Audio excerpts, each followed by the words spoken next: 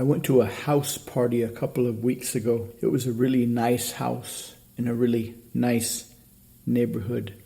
A lot of people, a lot of very attractive females. It took me a while before I met the owner of the house. I wanted to introduce myself.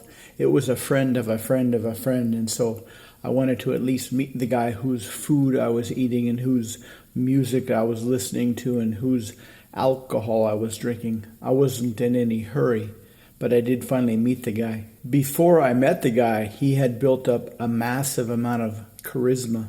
The people that I talked to before I met him all had fantastic things to say about this guy.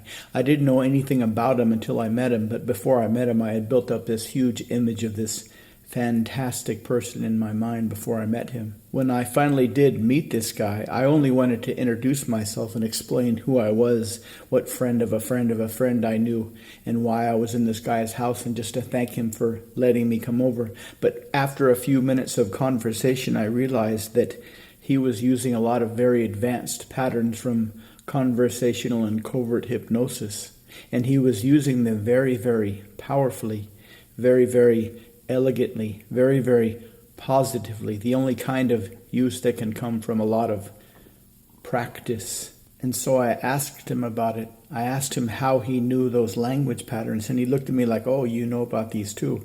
And he motioned me to follow him outside in the backyard, and we found a quiet place next to the back fence, and he told me his backstory. It turns out he had graduated from business college about 15 years ago. And while he was happy having graduated, he was happy having a job, he was happy getting a nice income, he still felt a little bit let down, like there was a little bit more that he should be learning. After about a year, he realized that if he wanted to learn things, he would have to go find them on his own, that if you just did what they teach you in college, if you just do what they teach you at your job, you're only going to know just enough to do your job. You're not going to know enough to really excel. And so he made the decision on his own to learn language patterns, to learn hypnosis, to learn things to make more money. And he spent the next year working and studying these language patterns, And after a year of studying these language patterns, he made so much money he only needed to work for 6 months out of the year. For 6 months out of the year, he made enough money to take the other 6 months off. And during those 6 months that he took off, he would spend time doing everything he could to learn more so that he could make more. The more he learned, the more he could make. And he met this group of people that were similar to him, that had similarly found a lot of advanced techniques, a lot of advanced thinking patterns, a lot of advanced language patterns. And this was kind of an informal group that he met with once per quarter, that were kind of like a group of mind explorers. And he met with this group of people for several years, and they were working on this technique to implant thoughts in people's minds. And the last time he met them, they hadn't quite got to the point where they could implant thoughts in people's minds, but they could push people off balance mentally. They could focus on somebody and send a burst of thought energy and make them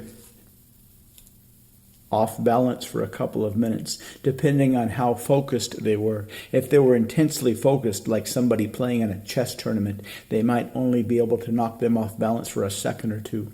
But if somebody was just standing on a street corner listening to their device, they could give them amnesia for a couple of minutes. So what this guy did was he developed a very advanced algorithm to look for particular sporting events that satisfied 3 criteria. The first criteria was it had to be heavily bet. The second criteria was one of the teams had to be heavy favorites. The third criteria was that the favored team had to have a player that was a very, very key player, more so than all the other players.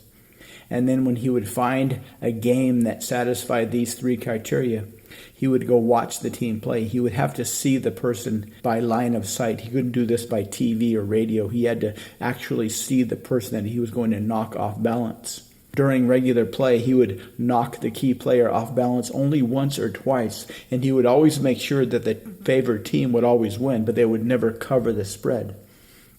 And this allowed him to make money while not actually getting the player in trouble for losing the game. The player was still considered to be the hero as he only made 1 or 2 mistakes, but those 1 or 2 mistakes were in perfect times so that the team would never cover the spread.